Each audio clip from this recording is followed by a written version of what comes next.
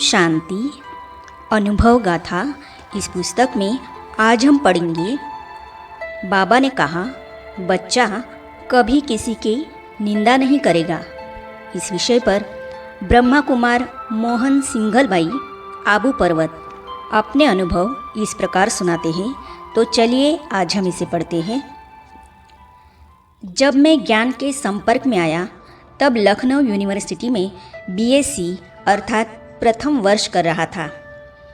मैंने महसूस किया कि ज्ञान से मन की एकाग्रता बढ़ती है और शक्तियों में वृद्धि होती है, इसीलिए ज्ञान में चल पड़े। इसके बाद माताजी, पिताजी और हमारी बहन सभी 3-4 महीनों में ही ईश्वरीय ज्ञान में चल पड़े। घर में ही गीता पाठशाला शुरू कर दी गई। बीएससी के बाद मैं आगे नहीं पढ़ना चाहता था, इसीलिए लौकिक पिताजी ने बाबा से पूछने का सुझाव दिया। मैं बाबा से पूछने गया कि बाबा इंजीनियरिंग की पढ़ाई करें। मेरे से पहले 2 अन्य कुमारों को बाबा ने विनाश होने वाला है तो पढ़ाई में समय बर्बाद न करने को कहा था, लेकिन मुझे आगे पढ़ने का सुझाव दिया। मैंने बाबा से पूछा, अभी जो मिलकर गए उनको तो आपने मना किया। तब बाबा ने कहा, बच्चे हर एक की जन्मपत्री अलग अलग होती है। तुम्हें तो ज़्यादा पढ़कर बाबा की बहुत सेवा करनी है। मैंने कहा, बाबा जहाँ पढ़ने जाना है वहाँ सेवा केंद्र नहीं है। तो बाबा ने कहा, हम आपको वहाँ इसीलिए ही तो भेज रहे हैं। और कमाल बाबा की दूसरे साल ही वहाँ सेवा केंद्र खुल गया। बाबा करण करावनहार है। वे अपना कार्य किसी को भी निमित्त बनाकर करवा ही लेते हैं।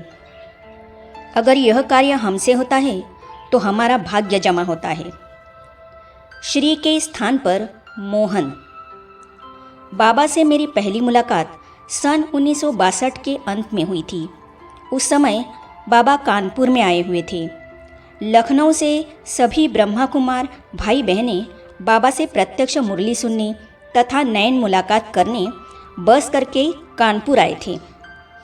हम भी उस ग्रुप में थे। जब बस कानपुर पहुंची तो गंतव्य स्थान पर पहुंचते पहुंचते कुछ देर हो गई थी तथा बाबा की प्रातःकाल की मुरली समाप्ति पर थी। मुरली के पश्चात लखनऊ से आए भाई बहनों का बाबा से मिलन हुआ। एक एक से बाबा मिलते जा रहे थे तथा हालचाल पूछकर टोली दे रहे थे। अंत में हमारा नंबर आया। हमें देखते ही बाबा ने कहा, आओ बच्चे, बाबा बहुत समय से तुम्हारा आह्वान कर रहा था, इंतज़ार कर रहा था। हम बाबा की इस बात की गुह्यता नहीं समझ पाए और उत्तर दिया कि हाँ बाबा, बस लेट हुई, इसीलिए हमें भी देरी हो गई।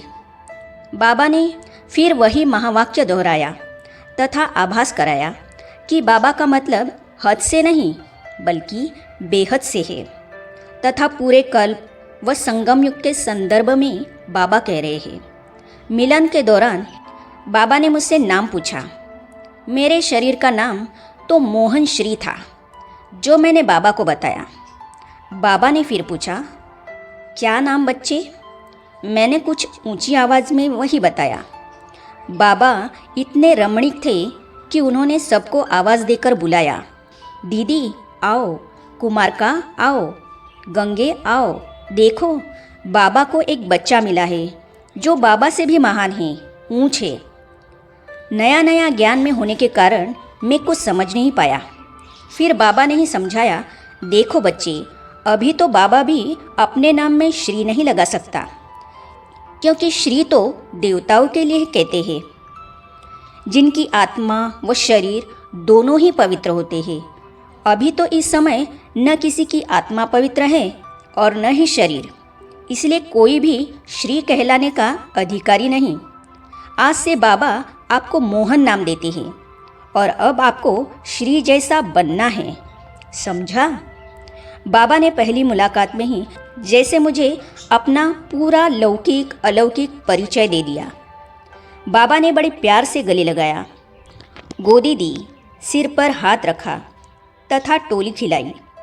मुझे इतना अपनापन लगा जो कि आज तक भी नहीं भूलता। बाबा के निकट आने की अनुभूति।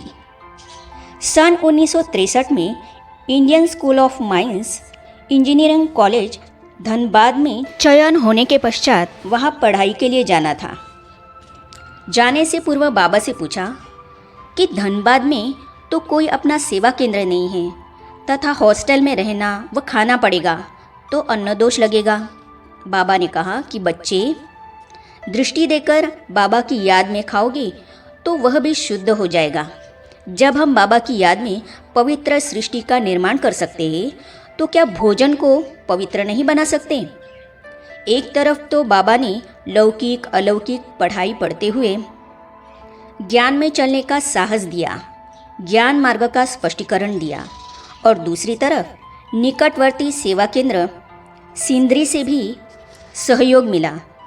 बाद में धनबाद में ही सेवा केंद्र खुल गया। अगले 3 वर्षों तक भोजन की पालना सेवा केंद्र से ही हुई। आश्रम से नियमित रूप से हॉस्टल में टिफ़िन आ जाता था। पढ़ाई के प्रथम वर्ष में ही हमारे एक अन्य साथी भ्राता विनोद कुमार जैन भी ज्ञान में आ गए और इस रीति से हम दोनों ने 4 वर्ष तक साथ साथ पढ़ाई कर अपने को ज्ञान मार्ग में और परिपक्व किया। इन वर्षों के दौरान बाबा से अनेक बार मिलने का सौभाग्य प्राप्त हुआ। मधुबन के अतिरिक्त दिल्ली में भी 2 बार बाबा से मिले। एक बार माथुर जी की कोठी में जहां बाबा आकर रहे थे, तथा दूसरी बार दिल्ली में साउथ एक्सटेंशन में प्रदर्शनी के समय।